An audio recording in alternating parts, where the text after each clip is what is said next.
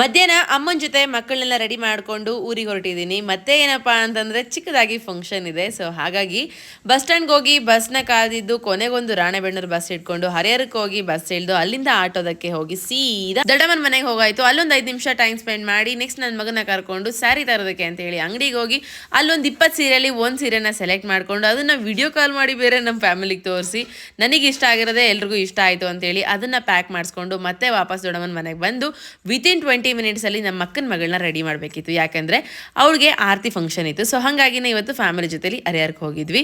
So ನಮ್ಮ ಫ್ಯಾಮಿಲಿನ last time meet ಮಾಡಿ mini logs share ಮಾಡಿದ್ದು ಎಲ್ಲರೂ ದಿವ್ಯಾ ಲಾಗ್ಸ್ ಮಾಡಲ್ವಾ, ನಾವು ಬರ್ತೀನಿ ಅಂತೇಳಿ ಫುಲ್ ಸಪೋರ್ಟ್ ಮಾಡ್ತಾ ಇದ್ದಾರೆ. ಸೊ ನನ್ನ ಫ್ಯಾಮಿಲಿಗೆ ಬಿಗ್ ಥ್ಯಾಂಕ್ಸ್ ಆ್ಯಕ್ಚುಲಿ. ಸೊ ನಮ್ಮ ಫ್ಯಾಮಿಲಿ ಎಲ್ಲ ಸೇರ್ಕೊಂಡ್ರು ಅಂತಂದರೆ ನಾವಂತೂ ಸಖತ್ ಎಂಜಾಯ್ ಮಾಡೋದಕ್ಕೆ ನೋಡ್ತೀವಿ. ಯಾಕಂದರೆ ಅಷ್ಟು ಫನ್ ಆಗಿರುತ್ತೆ. ಇನ್ನು ಫಂಕ್ಷನ್ ಎಲ್ಲ ಮುಗಿಸ್ಕೊಂಡು ಊಟ ಎಲ್ಲ ಮುಗಿಸ್ಕೊಂಡು ಫೋಟೋಸ್ ಎಲ್ಲ ತೆಗೆಸ್ಕೊಂಡು ಹಂಗೂ ಹಿಂಗೂ ಟೈಮ್ ಸ್ಪೆಂಡ್ ಮಾಡಿಕೊಂಡು ರಾತ್ರಿ ಆಯಿತು ಅಂತೇಳಿ ಅಲ್ಲೇ ಉಳ್ಕೊಂಡು ನಾಳೆ ಬೆಳಗ್ಗೆ ಬರೋದಂಥದ್ದಾಯಿತು. ಇದಿಷ್ಟು ಇವತ್ತಿನ ಮಿನಿ ಲಾಗ್. ಹೇಗಿದೆ ಮತ್ತೆ ಸಿಗ್ತೀನಿ, ಬಾಯ್.